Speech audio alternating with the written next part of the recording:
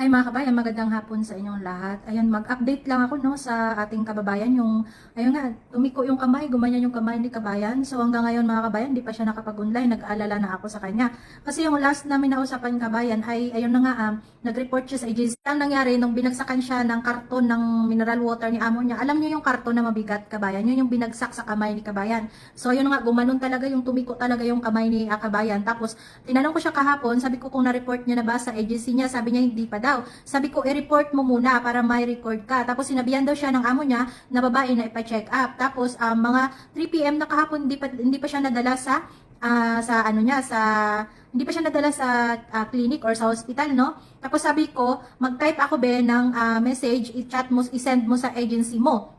Sabi mo, tapos nag-type ako mga kabayan ng message. Sabi ko, Madam, urgent ito kasi baka may bali yung kamay ko. Sabi ko ganon, baka kayo na lang ang tumawag sa amo ko na ihatid ako dyan sa agency kasi hindi ko na kaya yung sakit. Ginanon ko kabayan.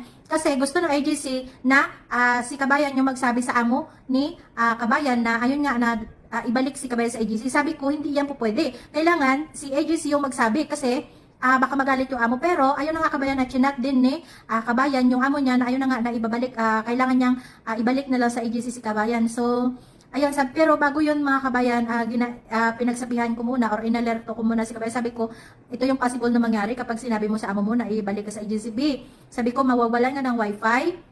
Sabi ko sa kanya, tapos baka mamaya pagalitan ka or sabihan ka na magbabayad ka. Sabi ko sa kanya ganun. Sabihin mo na, madam, wala akong babayaran kasi nga, nag-injured nga ako tapos sisingilin nyo pa ako. Tapos ayun, basta ang dami kong tinuro sa kanya yung mga isasagot niya kapag sinabi ni amo na pabayarin or ipapulis siya. Tapos doon naman sa agency mga kabayan, yung sabi ng ng agency kasi na mag-choice employer lang si kabayan. Sabi ko, paano ka mag-choice employer? Eh, hindi na nga makagalayo ka, mami, mag-choice employer ka pa. Kasi kapag hindi daw, mga kabayan, magbabayad daw si kabayan ng 40K, 1,000. So, ayun, sabi ko, hindi po pwede, hindi karapat dapat na magbayad ka, be. Kasi nga, buti kung ginusto mo yung nangyari sa'yo. Kaya ayun mga kabayan, mula kahapon, mula kagabi hanggang ngayon, chinachat ko siya, tinatawagan, hindi siya online. So, malamang, dalawa lang ang nangyari kay kabayan. Malamang, pinutulan siya ng amo niya ng wifi or malamang kinuha na siya ng agency kaya nawala siya ng wifi. So dalawa lang po ang reason. So mamaya-maya or sa mamayang gabi,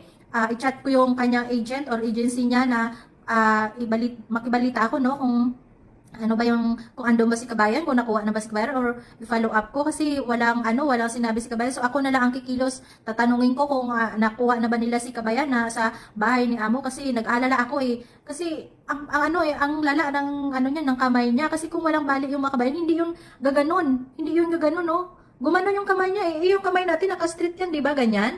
Yung kamay niya gumanyan, parang gumanyan no. Ibig sabihin may bali. Straight yung buto natin eh, ganyan eh. Gumanon yung kamay niya.